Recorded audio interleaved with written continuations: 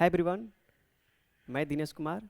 जितने भी NEET aspirant बच्चे हैं, मैं उनको इस प्लेटफॉर्म पर स्वागत करता हूं। इस प्लेटफॉर्म पर नीट फिज़िक्स के पीवाईक्यू सीरीज़ हम करेंगे, उनके डिटेल सॉल्यूशन और कंसेप्ट के साथ उनका सॉल्यूशन देखेंगे। तो आइए हम देखते हैं क्वेश्चन नंबर 8। इस क्वेश्चन में हमें डिस्प्लेसमेंट टाइम ग्राफ दिया गया है और हमें पूछा गया है कि ratio of their respective velocity पूछी गई है। तो हम जानते हैं कि डिस्प्लेसमेंट टाइम ग्राफ का, अगर हमें डिस्प्लेसमेंट दैट इज़ कि वर्टिकल एक्सिस हमारा डिस्प्लेसमेंट हो और हॉरिजॉन्टल एक्सिस हमारा टाइम हो, तो डिस्प्लेसमेंट टाइम ग्राफ का जो स्लोप होता है वो हमें वेलोसिटी देता है। तो स्लोप क्या होता है? तो जो स्लोप जो होता है वो होता है tan थीटा। दैट इज़ कि tan थीटा का जो वैल्यू होता है वही हमें क्या देता है? वेलोसिटी देता है। ओके, तो इस क्वेश्चन में हमें दो ग्राफ दिए गए हैं। एक ग्राफ का जो हॉरिजॉन्टल से एंगल है वो है 30 डिग्री और एक ग्राफ का जो हॉरिजॉन्टल से एंगल है वो है 45 डिग्री। ओके, तो फर्स्ट एंगल दैट इज कि थीटा वन वो 30 डिग्री दे रखा है एंड थीटा टू जो है वो 45 डिग्री दे रखा है। तो हमें बताना है कि इनके वेलोसिटी का रेशियो क्या होता है। तो actually slope is equal to tan theta और tan थीटा ही हमारा वेलोसिटी का वैल्यू देता है। तो अब हमें क्या करना पड़ेगा कि अगर हमें वेलोसिटी का रेशियो लेना है दैट इज कि v1 डिवाइडेड बाई v2, तो हमें लेना पड़ेगा tan theta 1 divided by tan theta 2। ये tan थीटा 1 जो है वो v1 वेलोसिटी के करस्पॉन्डिंग है और ये tan थीटा 2 है जो v2 वेलोसिटी के करस्पॉन्डिंग है। तो अब हम क्या करेंगे, v1 divided by v2 is equal to tan theta 1 that is कि tan 30 डिग्री और tan theta 2 that is tan 45 degree. हम जानते हैं tan 30 डिग्री का जो वैल्यू आता है वो कितना आता है? 1 डिवाइडेड बाई √3 और tan 45 डिग्री का वैल्यू जो होता है वो 1 आता है। तो ये जो वैल्यू आ जाएगा 1 डिवाइडेड बाई √3 और अगर इसको हम रेशियो फॉर्म में लिखेंगे तो 1:√3 आ जाएगा। तो जो वेलोसिटी का रेशियो होगा हमारा 1:3 आएगा, जो ऑप्शन नंबर डी आपका करेक्ट होगा। आगे के क्वेश्चन में दिया गया है कि two car P and Q start from a point at the same time in a straight line and their position are represented by xp। That is कि फर्स्ट कार का जो पोजीशन है, जो टाइम का फंक्शन है वो दिया है at plus bt square and second car का जो पोजीशन है वो xq है, ये भी टाइम का फंक्शन है जो ft माइनस टी स्क्वायर है। अब क्वेश्चन में ये पूछा जा रहा है कि at what time do the car have the same velocity. तो फर्स्ट ऑफ ऑल हमें xp का भी वेलोसिटी निकालना पड़ेगा और xq का भी वेलोसिटी निकालना पड़ेगा। तो चलिए हम वेलोसिटी देखते हैं। तो xp अगर हम वेलोसिटी निकालते हैं तो ये vp आ जाएगा और vp क्या आ जाएगा? Rate of change of xp divided by rate of change of xp with respect to time. तो dxp डिवाइडेड बाई dt, क्योंकि हम जानते हैं कि वेलोसिटी जो होता है nothing but rate of change of displacement with respect to time. तो यहाँ पर हम क्या करेंगे कि हम इस वाले टर्म दैट इज की एक्सप्रेशन का हम डिफ्रेंशिएशन करेंगे। तो d by d t at plus bt square. अब हम जानते हैं एक फार्मूला जो डिफ्रेंशिएशन में आता है कि d बाई डी एक्स, अगर कोई हमारा expression x to the power n का हो और इसका हम अगर डिफ्रेंशिएशन करते हैं तो इसका जो वैल्यू आ जाता है वो n times x to the power n minus 1 होता है। दैट इज़ कि ये जो एक्सपोनेंट है, पावर है, वो मल्टीपल में आ जाता है और इसके पावर में से एक घट जाता है। वही यहाँ पर हम यूज़ करने वाले हैं। तो सबसे पहले हम क्या करेंगे यहाँ पर कि चूंकि ये कांस्टेंट टर्म, सबसे पहले हम इस वाले टर्म का डिफ्रेंशिएशन करेंगे। तो d by d t at plus d by d T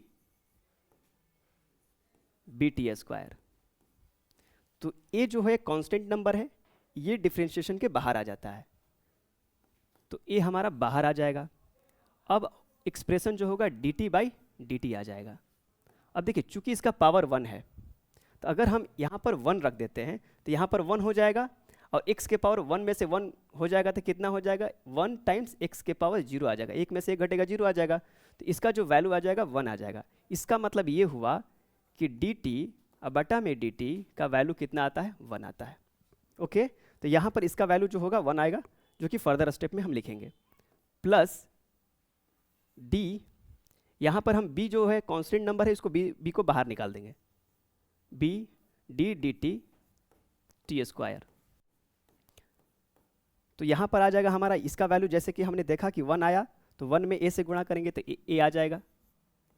अब प्लस अगर टी स्क्वायर का डिफरेंशिएशन निकालेंगे और यहाँ पर अगर हम 2 रखेंगे तो 2 मल्टीपल में आ जाएगा, और x का पावर 2 में से 1 घटेगा तो 1 आएगा, तो 2x आ जाएगा। तो यहाँ पर देखिए, यहाँ पर वेरिएबल t है तो 2t आ जाएगा, वहाँ पर x आता था, यहाँ पर t आ जाएगा। तो यहाँ पर कितना आ जाएगा, इसका b मल्टीप्लाई 2t आ जाएगा। तो हमारा जो vp आ गया, vp का वैल्यू a प्लस 2bt आ गया। सिमिलरली उसी तरह हम x³ का वैल्यू निकालने वाले हैं। तो x³ हमें दे रखा है, x³ जो कि टाइम का फंक्शन है, ये हमें दे रखा है, कितना दे रखा है, ft minus T square, ft minus T square. Late me confirm, okay, ft minus T square, okay, that is correct. तो अगर हम vq निकालेंगे तो ये हो जाएगा इसका derivative dx³ divided by dt। तो चलिए हम इसका डेरिवेटिव निकालते हैं टाइम के रिस्पेक्ट में, ft माइनस टी स्क्वायर, और बारी बारी से हम क्या करेंगे, इसका डेरिवेटिव करेंगे। तो सबसे पहले फर्स्ट टर्म का करेंगे डेरिवेटिव, तो d by d T ft, यहाँ पर f जो है बच्चे लोग कांस्टेंट नंबर है, minus d by d T square. तो ये चूंकि कांस्टेंट नंबर है तो ये डिफरेंशिएशन के बाहर आ जाएगा, और फिर से वही वाला चीज़ आ जाएगा, d dt बाई dt आ जाएगा, माइनस ये टी स्क्वायर का क्या हो जाएगा, अभी हमने यहाँ देखा, ये 2t आ जाएगा, तो ये हो जाएगा f माइनस 2t। तो हमारा vq का जो वैल्यू आ जाएगा, वो f माइनस 2t आ जाएगा। अब थोड़ा एक बार कंफर्म हो जाता है कि क्वेश्चन क्या पूछा है, कि what time do the car have same velocity.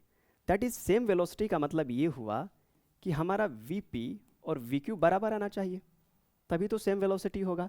तो हम vp और vq का बस वैल्यू पुट कर देंगे यहाँ पर। तो vq का जो वैल्यू आया है a प्लस 2bt, तो a plus 2bt is equal to f minus 2t। अब ये वाले t को इस साइड ला देंगे और a वाले a को उस साइड भेज देंगे, तो 2bt plus 2t is equal to f minus a आ जाएगा, अब यहां से हम क्या करेंगे, 2t को कॉमन ले लेंगे, तो यहां पर क्या बचेगा, b plus 1 is equal to f minus a आ जाएगा। अब चूंकि हमें t निकालना है तो t को इस साइड अकेले छोड़ना है, बाकी सबको उस साइड भेज देना है। तो यहाँ पर हमें t बराबर आ जाएगा f minus a divided by 2 times b plus 1। तो ये जो वो टाइम है जहाँ पर दोनों कार की वेलोसिटी जो होगा वो सेम आएगा इस टाइम पर। तो चलिए मैच करते हैं कि कौन सा ऑप्शन करेक्ट होगा। तो f माइनस a बटा में 2 प्लस 1b, तो ऑप्शन नंबर डी हमारा जो होगा वो करेक्ट आंसर होगा।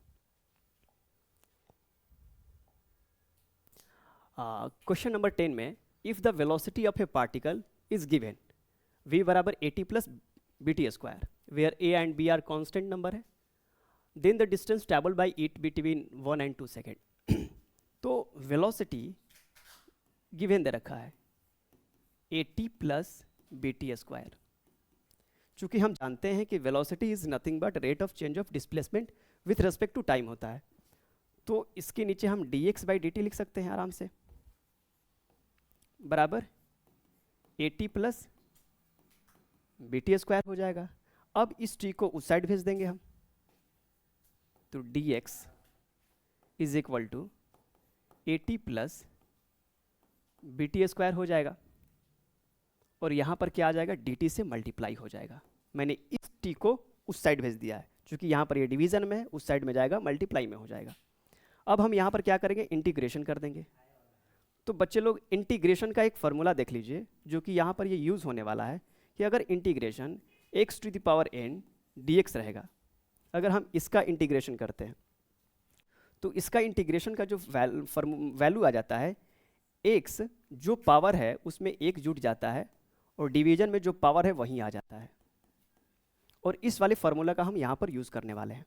ओके, तो यहाँ पर देखिए कि जब टाइम 1 था तो मान के चलते हैं कि ओरिजिन से इसका डिस्प्लेसमेंट x1 हो गया, और जब टाइम t2 था तो ओरिजिन से इसका डिस्प्लेसमेंट बाबू कितना हो गया, x2 हो गया, ये हम मान लेते हैं। तो इसका जो डिफरेंस होगा ना, वही डिस्टेंस ट्रैवल होगा t बराबर 1 से 2 सेकेंड के बीच में। ओके, तो चलिए हम निकालते हैं।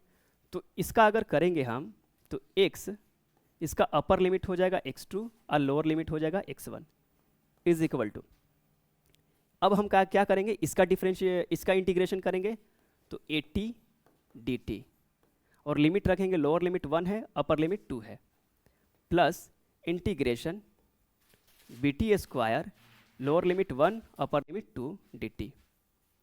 अब हमें इसका इंटीग्रेशन करना है। तो देखिए ये कांस्टेंट नंबर है, कांस्टेंट नंबर क्या हो जाएगा, बाहर आ जाएगा। तो हम यहाँ से क्या करेंगे कि a को बाहर ले लेंगे, और हमारा इंटीग्रेशन हो जाएगा 1 से 2 के बीच में t dt। अब प्लस b भी कांस्टेंट नंबर है, इसको भी बाहर, ये भी बाहर आ जाएगा इंटीग्रेशन के, तो यहाँ इंटीग्रेशन हो जाएगा 1 से 2 के बीच में t² dt। अब देखिए यहाँ पर t का पावर 1 है, अगर हम यहाँ पर 1 रखते हैं तो ये वैल्यू क्या आ जाता है, तो 1 रखेंगे तो x² अब बटा में 2 आ जाएगा। तो उसी तरह अगर हम t का इंटीग्रेशन करेंगे तो t² बटा में 2 आ जाएगा। तो यहाँ पर हो जाएगा a t² बटा में 2, और यहाँ पर हम लोअर लिमिट 1 और अपर लिमिट 2 पुट कर देंगे। सिमिलरली उसी तरह यहाँ पर b, अब यहाँ पर देखिए t का स्क्वायर है, तो यहाँ पर अगर हम 2 रखेंगे तो ये 3 हो जाएगा, x के पावर 3 बटा में 3 आ जाएगा। उसी तरह यहाँ पर वेरिएबल t है, तो यहाँ पर हो जाएगा t के पावर 3 बटा में 3 हो जाएगा, और अपर और लोअर लिमिट हम पुट कर देंगे। बस हम पुट करके इसका वैल्यू निकाल देंगे, और देखिए यहाँ पर बराबर चलते रहेगा। यहाँ पर बराबर के पहले क्या आएगा, x2 माइनस x1, क्योंकि जब भी हम लिमिट पुट करते हैं ना, तो अपर लिमिट पहले पुट करते हैं, लोअर लिमिट बाद में पुट करते हैं। तो upper limit minus lower limit आता है, दैट इज़ कि अपर लिमिट और लोअर लिमिट का डिफरेंस आता है। तो यहाँ पर क्या आ जाएगा, x2 माइनस x1 होगा ये। उसी तरह यहाँ पर क्या करेंगे कि x2 माइनस x1 बराबर a बटा में 2। ओके, और हम क्या करेंगे कि इसको t² के जगह पर सबसे पहले 2 पुट करेंगे, तो t² के जगह पर अगर t के जगह पर अगर 2 पुट करेंगे तो t² का वैल्यू कितना आ जाएगा बच्चा, अगर t के जगह पर 2 पुट करते हैं तो t² का वैल्यू 4 आ जाएगा। अगर t के जगह पर 1 पुट करते हैं तो t² का वैल्यू 1 आ जाएगा। तो याद रखिए कि सबसे पहले जब भी हम लोअर लिमिट और अपर लिमिट पुट करते हैं तो upper limit minus lower limit हमेशा होता है, कि अपर लिमिट और लोअर लिमिट का डिफरेंस होता है।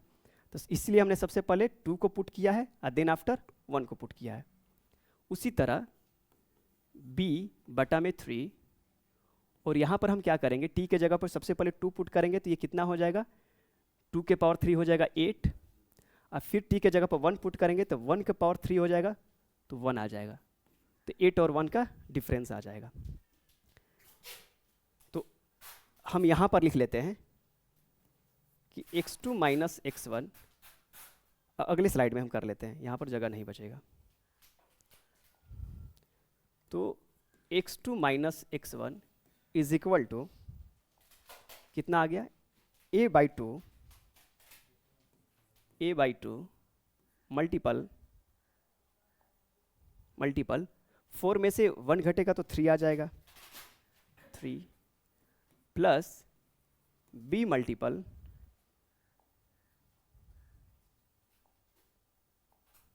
b मल्टीपल 8 में से 1 घटेगा 7 आ जाएगा, तो 7/3 आ जाएगा, वो 7/3 आ जाएगा। तो हमारा जो डिस्टेंस ट्रैवल्ड होगा दैट इज की डेल्टा एक्स वो हो जाएगा 3a divided by 2 plus 7b divided by 3। ये हमारा फाइनल रिजल्ट आएगा। दैट इज कि वो कार या पार्टिकल 1 से 2 सेकंड के बीच में इतना डिस्टेंस ट्रैवल करेगा। तो हम देख लेते हैं कि कौन सा ऑप्शन मैच करेगा, 3a divided by 2 plus 7b/3। 3a divide by 2 times a 7/3b। तो हमारा ऑप्शन नंबर जो होगा वो a जो होगा वो करेक्ट ऑप्शन होगा। देन आफ्टर अगले क्वेश्चन में चलते हैं। तो क्वेश्चन नंबर 11 क्या बोल रहा है कि the displacement x in metre of a particle of mass m kg में दे रखा है, moving in 1 dimension under the action of a force is related to time, second में दे रखा है यूनिट इसका, by t is equal to √x plus 3। तो यहाँ पर t जो दे रखा है वो √x प्लस 3 दिया है। The displacement of particle when its velocity is 0। तो सबसे पहले हमें तो वेलोसिटी निकालना पड़ेगा कि किस टाइम पर वेलोसिटी जो हो रही है वो 0 हो जा रही है। ओके, तो सबसे पहले हमें वेलोसिटी निकालनी पड़ेगी। तो यहाँ पर हम क्या करेंगे कि डिस्प्लेसमेंट को हम लिखेंगे। तो डिस्प्लेसमेंट आ जाएगा हमारा √x is equal to t minus 3, मतलब कि 3 को हमने क्या किया है, इस साइड भेजा है। तो दोनों तरफ स्क्वायर कर देते हैं। तो √x का square is equal to t minus 3 का स्क्वायर। तो √x का स्क्वायर हो जाएगा x, और इसका अगर हम स्क्वायर कर देंगे तो t square plus 9 minus 6t आ जाएगा। तो ये हमारा आ गया हमारा डिस्प्लेसमेंट। अब डिस्प्लेसमेंट से हम क्या करेंगे, वेलोसिटी निकालेंगे। तो वेलोसिटी हम जानते हैं कि rate of change of displacement with respect to time जो होता है हमारा वेलोसिटी होता है। तो v इज इक्वल टू होगा dx/dt। तो हम यहाँ पर क्या करेंगे कि डिस्प्लेसमेंट का डेरिवेटिव निकाल लेंगे। तो t square minus 6t plus 9। तो यहाँ से हम करेंगे तो t स्क्वायर का अगर हम डेरिवेटिव लेंगे तो 2t आ जाएगा, और फिर ये कांस्टेंट नंबर है 6 तो बाहर निकल जाएगा, और t का डेरिवेटिव लेंगे तो 1 आ जाएगा, तो 1 से गुणा कर देंगे। अब प्लस कांस्टेंट नंबर का अगर डेरिवेटिव लेते हैं, ठीक ना, तो उसका वैल्यू हमेशा क्या आता है, 0 आ जाता है। तो यहाँ पर हमारा वेलोसिटी जो आ गया वो 2t माइनस 6 आ गया। अब कह रहा है कि displacement of particle when velocity is 0। तो सबसे पहले वेलोसिटी को 0 पुट कर देते हैं और देखते हैं कि टाइम कितना आता है। तो चलिए वेलोसिटी हमने 0 पुट कर दिया, तो वेलोसिटी का वैल्यू कितना आता है, 2t माइनस 6 आ गया। तो 2t minus 6 is equal to 0। तो t बराबर आ जाएगा 6/2, दैट इज कि t इज इक्वल टू 3 आ जाएगा, 3 सेकंड आ जाएगा। मतलब ये है कि 3 सेकंड में वेलोसिटी जो हो जाएगा वो पूरी तरह 0 हो जाएगा। अब हमें 3 सेकंड में डिस्प्लेसमेंट निकालना है। हम जान गए कि t बराबर अगर 3 सेकंड होगा तो वेलोसिटी का वैल्यू 0 आ जाएगा, क्योंकि जाहिर सी बात है कि अगर यहाँ पर 3 पुट करेंगे तो हमारा वेलोसिटी 0 आ जाएगा। तो t is equal to 3 second में हम डिस्प्लेसमेंट देखेंगे कि कितना आ रहा है। तो डिस्प्लेसमेंट का हमने एक्सप्रेशन यहाँ पर निकाला है, where is this one.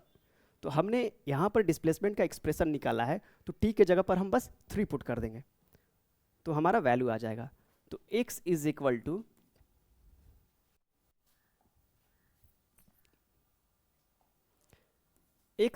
To t square minus 6t plus 9। Let me confirm, okay this is right. Okay, अब यहाँ पर t के जगह पर हम क्या पुट करने वाले हैं, 3 पुट करने वाले हैं। तो 3 का स्क्वायर माइनस 6 टाइम 3 प्लस 9। तो इसका वैल्यू निकाल लेते हैं। तो ये 9 हो जाएगा, माइनस 18 हो जाएगा और प्लस 9 हो जाएगा। तो ये दोनों जुट जाएगा तो कितना आ जाएगा, 18 माइनस 18 इज इक्वल टू 0 आ जाएगा। तो डिस्प्लेसमेंट हमारा जो आ गया वो 0 आ गया। तो डिस्प्लेसमेंट का वैल्यू 0 आ रहा है। तो ऑप्शन नंबर जो होगा हमारा बी करेक्ट होगा। इस क्वेश्चन में डिस्प्लेसमेंट 0 आ रहा है। नेक्स्ट क्वेश्चन देखते हैं क्या है। ओके, दिस इज, ये ग्राफ का क्वेश्चन है। तो ये भी जो है वो डिस्प्लेसमेंट टाइम ग्राफ है। तो वर्टिकल एक्सिस पर हम मान के चलते हैं कि डिस्प्लेसमेंट है, वर्टिकल एक्सिस पर डिस्प्लेसमेंट है और हॉरिजॉन्टल एक्सिस पर हमारा टाइम है। तो ये जो ग्राफ है कुछ ऐसा है। ओके, और इस पॉइंट पर हमारा ए है और ये वाला जो पॉइंट है कहीं, ये वाला पॉइंट, ये हमारा बी है, ये वाला पॉइंट जो है हमारा सी है और ये वाला पॉइंट डी है। तो मैक्सिमम इंस्टेंटेनियस वेलोसिटी हमें निकालना है। इस क्वेश्चन में हमें मैक्सिमम इंस्टेंटेनियस वेलोसिटी निकालनी है। तो डिस्प्लेसमेंट टाइम ग्राफ पर जो स्लोप होता है वही हमें वेलोसिटी देता है। तो हम जानते हैं कि डिस्प्लेसमेंट टाइम का जो स्लोप होता है वो हमें क्या देता है बच्चा? वेलोसिटी देता है। और स्लोप क्या होता है? स्लोप कैसे निकालते हैं? तो स्लोप ही जो होता है वो टैन थीटा होता है। अब टैन थीटा क्या होता है?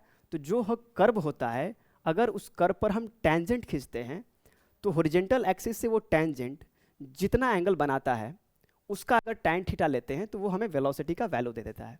यही होता है स्लोप। तो चलिए हम ए पॉइंट पर हम एक टेंजेंट खींचते हैं। तो अगर हम ए पॉइंट पर टेंजेंट खींचेंगे तो जाहिर सी बात है कि ये पूरी की पूरी तरह हॉरिजॉन्टल एक्सिस पर आ जाएगा। तो यहाँ पर जो थीटा आएगा, थीटा 1 का जो वैल्यू आ जाएगा वो 0 आ जाएगा। ओके, अगर हम बी पॉइंट पर टेंजेंट खींचते हैं, इस पॉइंट पर टेंजेंट खींचते हैं तो हम कुछ इस तरह टेंजेंट खींचेंगे इस पॉइंट पर ऐसे। और अगर हम हॉरिजॉन्टल एक्सिस से इसका एंगल देखते हैं तो मान के चलते हैं कि इसका एंगल थीटा 2 आ गया। ओके, उसी तरह हम सी एक्सिस पर एक टेंजेंट खींचते हैं। तो चलिए इस पॉइंट पर हमने टेंजेंट खींच दिया तो हॉरिजॉन्टल एक्सिस से यहाँ पर जो एंगल बनेगा वो थीटा 3 बनेगा। सिमिलरली हम डी पॉइंट पर भी एक टेंजेंट खींच देते हैं ऐसे। तो ये हॉरिजॉन्टल एक्सिस से जो एंगल बनाएगा वो थीटा 4 आएगा।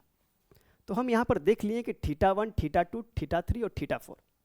अब इसमें देखेंगे कि मैक्सिमम थीटा किसका आ रहा है। ए पॉइंट का आ रहा है कि बी पॉइंट का आ रहा है कि सी पॉइंट का आ रहा है या डी पॉइंट का आ रहा है। जिसका मैक्सिमम थीटा आएगा उसका टैन थीटा बड़ा होगा और जिसका टैन थीटा बड़ा होगा उसकी वेलोसिटी बड़ी होगी। क्योंकि हम जानते हैं कि वेलोसिटी जो होता है वो टैन थीटा का वैल्यू होता है।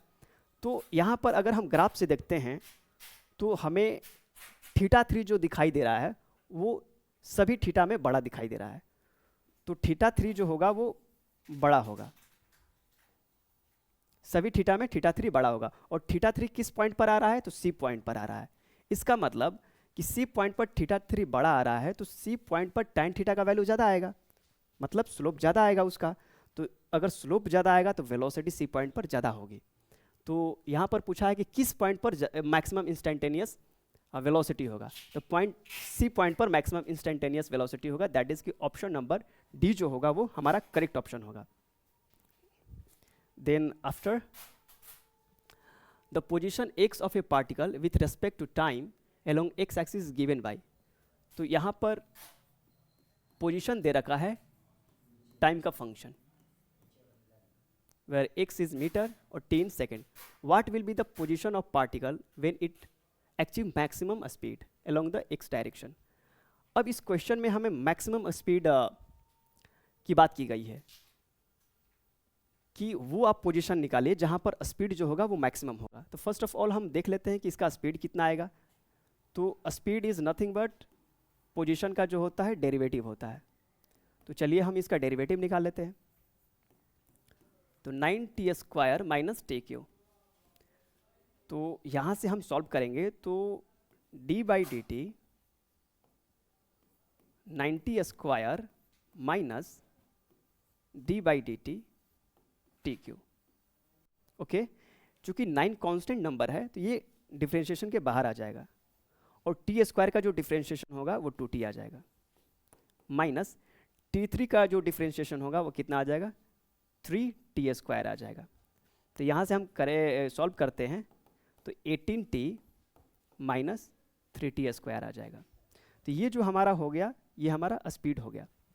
अब मैक्सिमम स्पीड की बात की गई है तो बच्चा लोग अगर मैक्सिमम स्पीड होगा तो अगर हम उसका डेरिवेटिव निकालेंगे तो वो 0 आ जाएगा। अगर कोई भी चीज़ मैक्सिमम होता है उसका अगर हम डिफरेंशिएशन करते हैं तो वो वैल्यू क्या आता है, 0 होनी चाहिए।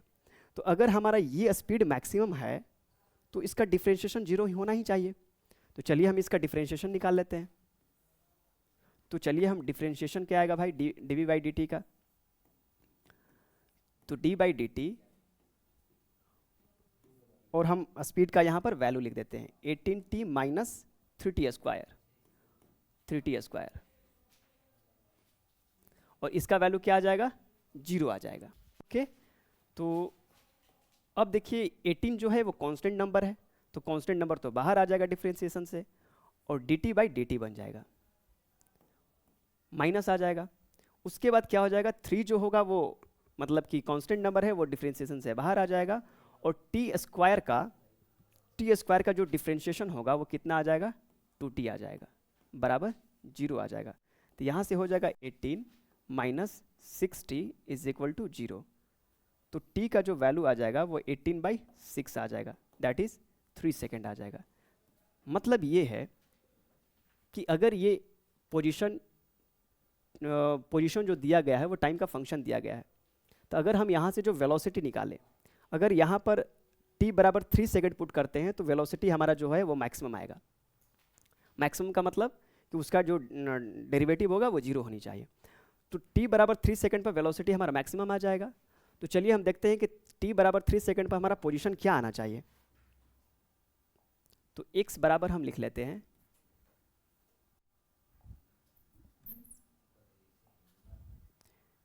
x इज इक्वल टू कि हमारा पोजीशन कितना है ये देख लेते हैं, 9t square minus t Q, 9t square minus t Q,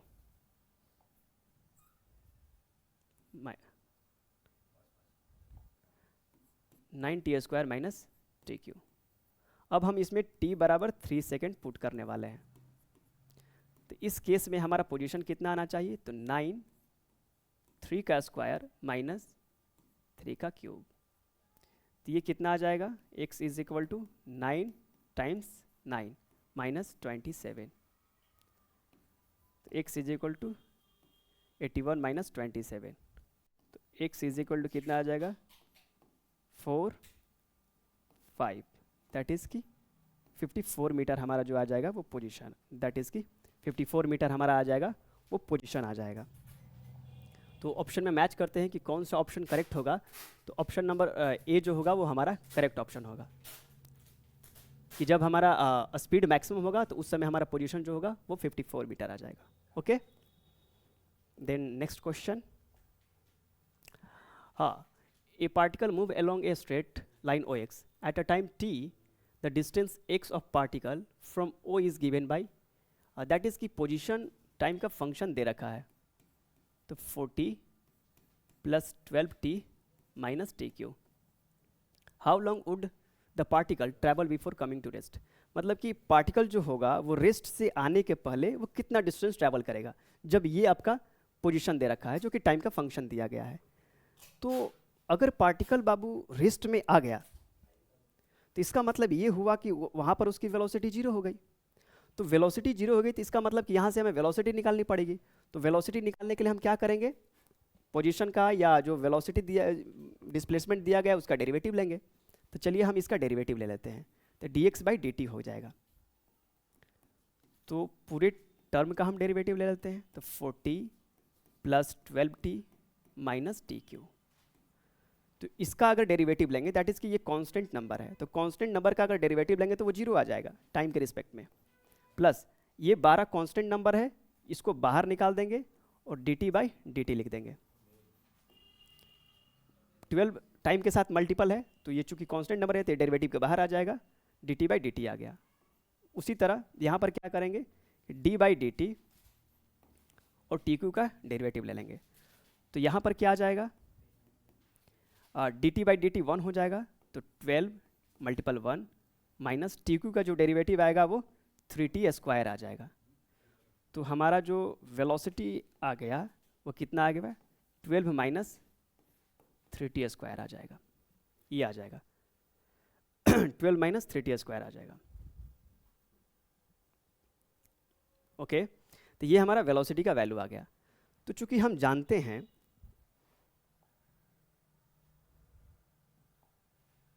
चूँकि हम जानते हैं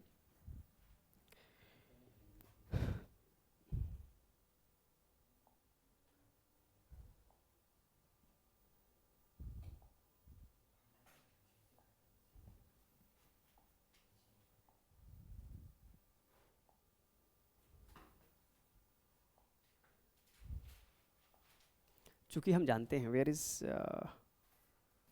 v is equal to 12 minus 3t square. यहाँ पर हम लिख लेते हैं v is equal to 12 minus 3t square. तो वेलोसिटी जो होता है वो nothing but dx by dt होता है। तो ये इतना आ जाएगा 12 माइनस 3t स्क्वायर। तो यहाँ से हम डिस्प्लेसमेंट निकाल सकते हैं, ये इधर जाएगा तो मल्टीपल में हो जाएगा, तो 12 minus 3t square times dt आ जाएगा। अब यहाँ से हम क्या करेंगे, इंटीग्रेशन निकाल लेंगे। ओके, अब इंटीग्रेशन कहाँ से कहाँ तक निकालेंगे तो हम देख लेते हैं।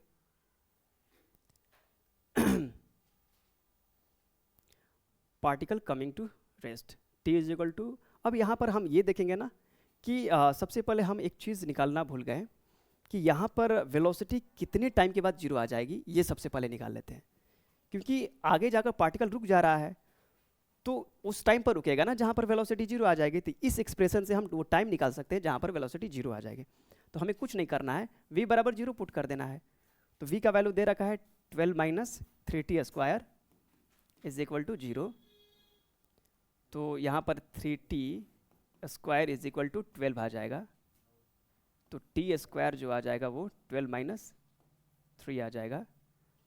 तो t स्क्वायर जो आ जाएगा वो हमारा 4 आ जाएगा।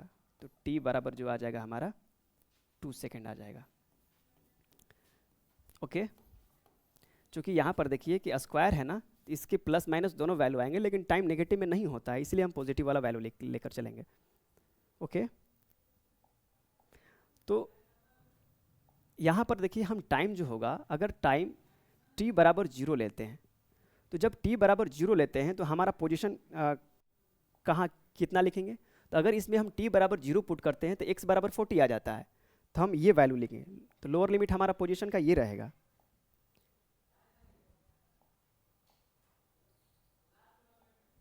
t बराबर अगर जीरो लेंगे तो हमारा पोजीशन जो होगा वो 40 आएगा, और t बराबर 2 सेकेंड लेंगे तो हमारा पोजीशन हम नहीं जानते हैं कि वो पोजीशन कहाँ पर जाएगा, तो हम इसको x मान लेते हैं। ओके, तो यहाँ पर आ जाएगा x माइनस 40 अपर लिमिट और लोअर लिमिट का डिफरेंस इज इक्वल टू, सबसे पहले हम इसका इंटीग्रेशन निकाल लेते हैं, उसके बाद हम लिमिट पुट करेंगे।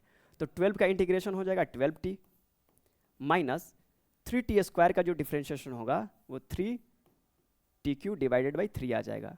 अब हम क्या करेंगे, लोअर और अपर लिमिट पुट कर देंगे। तो यहाँ पर हो जाएगा x minus 40 is equal to, देखिए 12t में हम एक बार 2 और 0 पुट करते हैं, तो 12 2 minus 0 upper limit minus lower limit, और देखिए यहाँ पर 3 3 कट जाएगा, तो सबसे पहले 2 के जगह t के जगह पर 2 पुट करेंगे, तो 2 का क्यूब हो जाएगा, और फिर 0 का क्यूब होगा तो 0 ही आ जाएगा। तो यहाँ पर x माइनस 40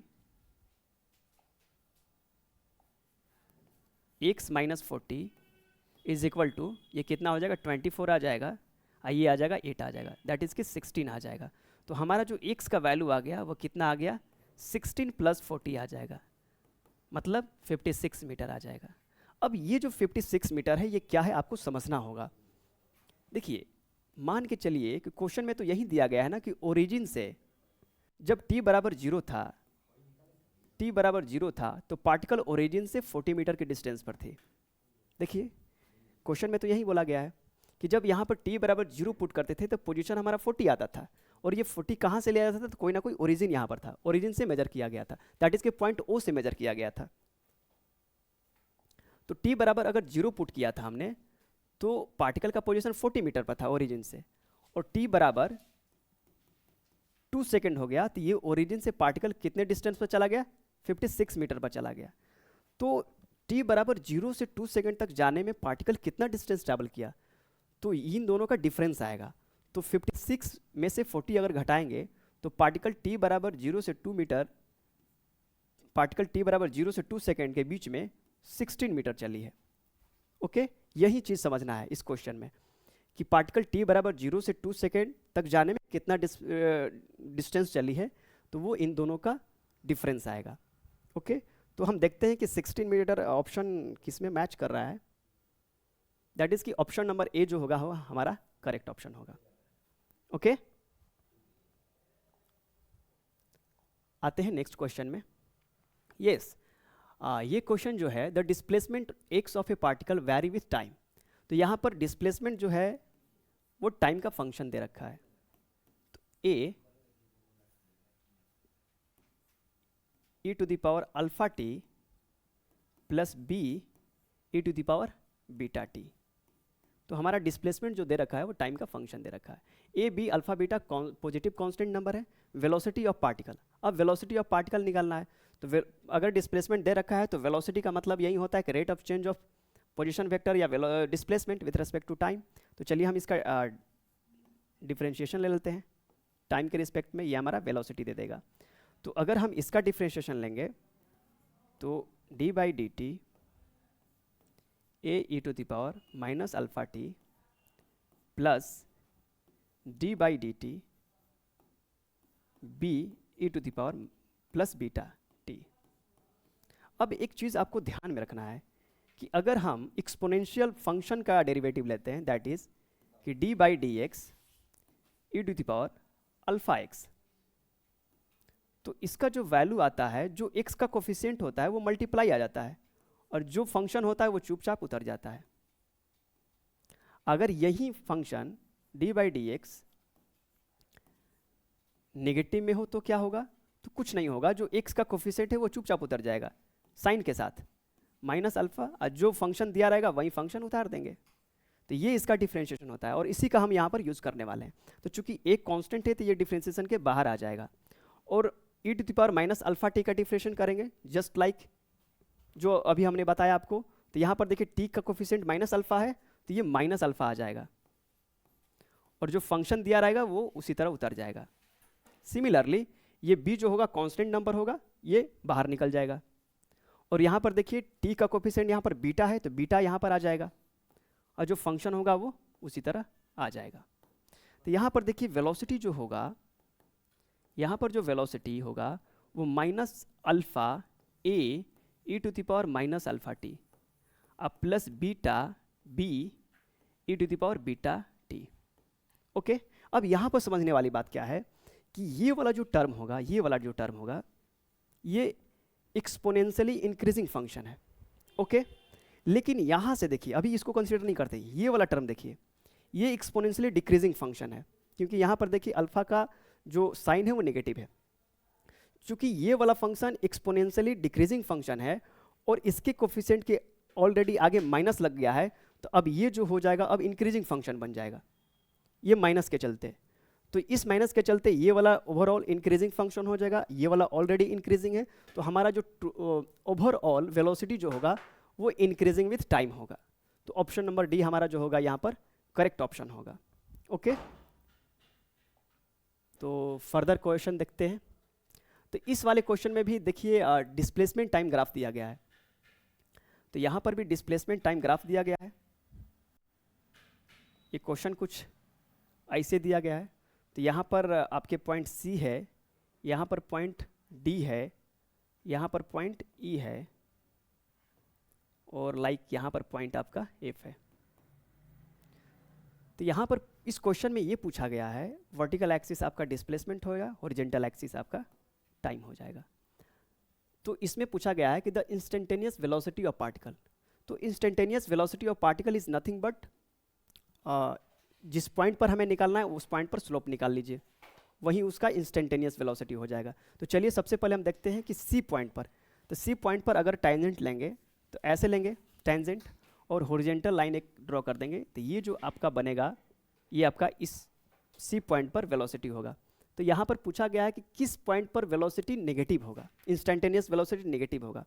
तो देखिए जिस पॉइंट पर हमारा एंगल दैट इज हॉरिजॉन्टल से जो एंगल होगा वो नेगेटिव होगा तो हमारा इंस्टेंटेनियस वेलोसिटी भी नेगेटिव होगा। तो हम देखते हैं कि इन चारों पॉइंट में किस पॉइंट पर हमारा एंगल जो होगा दैट इज की स्लोप जो होगा वो नेगेटिव होगा। हम यही देखने वाले हैं कि जिस पॉइंट पर स्लोप नेगेटिव होगा उस पॉइंट पर आपका जो इंस्टेंटेनियस वेलोसिटी होगा वो नेगेटिव होगा। तो देखिए यहाँ पर तो एंगल पॉजिटिव की तरफ बन रहा है, दैट इज हॉरिजेंटल से ऊपर की तरफ बन रहा है, तो यहाँ पर एंगल जो होगा हमारा पॉजिटिव होगा। यहाँ पर एंगल देखिए हॉरिजेंटल हो गया है, इसके पैरेलल हो गया है, तो यहाँ पर तो जीरो हो जाएगा, ये भी नेगेटिव नहीं होगा। लेकिन यहाँ पर देखिए कि अगर यहाँ पर हम टेंजेंट ड्रॉ करते हैं तो हॉरिजेंटल ये वाला लेंगे, तो यहाँ पर अगर हम एंगल मेजर करते हैं तो ये ये क्या हो रहा है, क्लॉकवाइज आ रहा है। तो क्लॉकवाइज में एंगल जो होता है वो क्या आता है, वो एंटी क्लॉकवाइज में जो एंगल होता है, सॉरी यहाँ पर एंटी क्लॉकवाइज आ रहा है, तो एंटी क्लॉकवाइज में जो हमारा एंगल आ रहा है ये क्लॉकवाइज होता है। तो ये जो एंगल है वो क्लॉकवाइज ही है, एंटी क्लॉकवाइज नहीं है। एंटी क्लॉकवाइज ऐसे होता है, तो सॉरी ये जो एंगल है आपका क्लॉकवाइज है। तो क्लॉकवाइज में जो एंगल आता है वो नेगेटिव आता है, ठीक है। तो यहाँ पर देखिए हॉरिजेंटल से एंगल, ये हॉरिजेंटल एक्सिस है, तो यहाँ पर जो एंगल हो रहा है वो क्लॉकवाइज डायरेक्शन में आ रहा है, तो यहाँ पर एंगल नेगेटिव है। तो जब यहाँ पर एंगल नेगेटिव है तो स्लोप भी नेगेटिव होगा, और जब स्लोप नेगेटिव होगा तो इंस्टेंटेनियस वेलोसिटी भी नेगेटिव होगी। बाकी जितने पॉइंट्स हैं वहाँ पर एंगल आपका जो स्लोप आ रहा है वो सब जगह पॉजिटिव आ रहा है। तो सब जगह मतलब कि इंस्टेंटेनियस वेलोसिटी पॉजिटिव होगी, मतलब ई पॉइंट पर ही केवल आपकी इंस्टेंटेनियस वेलोसिटी नेगेटिव होगी, क्योंकि यहाँ पर एंगल नेगेटिव है। और tan, जब एंगल नेगेटिव है तो tan थीटा भी नेगेटिव होगा, तो नेगेटिव tan थीटा का वैल्यू नेगेटिव आता है। तो पॉइंट ई पर क्या हो जाएगा ना कि हमारा जो स्लोप होगा नेगेटिव होगा, दैट इज़ कि एंगल फॉर्म नेगेटिव होगा, तो इसीलिए यहाँ पर इंस्टेंटेनियस वेलोसिटी नेगेटिव होगी। तो पॉइंट ई का ऑप्शन कहाँ दे रहा है, ए दे रहा है, तो ए ऑप्शन जो होगा आपका करेक्ट ऑप्शन होगा। ओके अब question number 17, which of the flowing curve does not represent motion in one dimension. अब देखिए मोशन इन वन डायमेंशन का मतलब क्या होता है, कि मोशन इन वन डायमेंशन का मतलब यही होता है ना कि एक पार्टिकुलर टाइम में हमें एक पार्टिकुलर वैल्यू मिलना चाहिए। तो सभी ग्राफ में देखिए कि अगर हम इस पॉइंट की बात करें, अगर इस ग्राफ की बात करें, इस ग्राफ की बात करें, एक ग्राफ की बात करें, तो ये ग्राफ का कुछ ऐसा सिचुएशन दिया गया है। तो अगर हम देखते हैं कि इस पॉइंट पर हमें देखिए कि एक वैल्यू मिलेगा हमें वेलोसिटी का, वेलोसिटी टाइम ग्राफ है, तो हमें इस पॉइंट पर अगर हम देखते हैं तो इस पॉइंट पर हमें एक वेलोसिटी मिल रहा है, इस पॉइंट पर भी हमें एक ही वेलोसिटी का वैल्यू मिल रहा है, इस पॉइंट पर भी हमें कोई ना कोई एक ही वेलोसिटी का वैल्यू मिल रहा है। लेकिन अगर बाय द वे हम इस वाले ग्राफ में अगर जाते हैं तो देखते हैं कि जो वैल्यू, देखिए इस पॉइंट पर हमें जो वैल्यू मिलेगा इस पॉइंट पर हमें वही वैल्यू मिलेगा, दैट इज कि इस पॉइंट पर अगर हमें ये वैल्यू मिल रहा है तो इसी टाइम पर हमें ये भी वैल्यू मिलेगा। मतलब कि एक पार्टिकुलर टाइम में हमें वेलोसिटी के दो वैल्यू मिल रहे हैं। इस वाले दैट इज की ग्राफ के माध्यम से हम ये समझ पा रहे हैं कि एक पार्टिकुलर टाइम t बराबर t0 पर हमें वेलोसिटी के दो वैल्यू मिल रहे हैं। ये पॉसिबल नहीं है वन डायमेंशन मोशन में कि एक ही टाइम पर आपके वेलोसिटी के दो वैल्यू मिल जाएंगे। तो ये फिजिकली इम्पॉसिबल चीज़ें दिखाई दे रही हैं। तो इसलिए एक थियोरेटिकली ये ऑप्शन इनकरेक्ट होगा, क्योंकि वन डायमेंशन में हमें एक टाइम के कोरस्पॉन्डिंग हमें एक वेलोसिटी मिलनी चाहिए, लेकिन यहाँ पर एक टाइम के कोरस्पॉन्डिंग हमें दो वेलोसिटी का वैल्यू मिल रहा है। तो ये पॉसिबल नहीं है। तो हमारा ये जो बी ऑप्शन होगा ना वो करेक्ट होगा इसमें, क्योंकि ये नहीं होना चाहिए। बाकी जितने ग्राफ हैं वहाँ पर हम एक टाइम के कोरस्पॉन्डिंग हमें एक वेलोसिटी का वैल्यू मिल रहा है, लेकिन इसमें नहीं मिल पा रहा है, इसलिए ये ऑप्शन आपका होगा इसके लिए, इस क्वेश्चन के लिए होगा, सही होगा।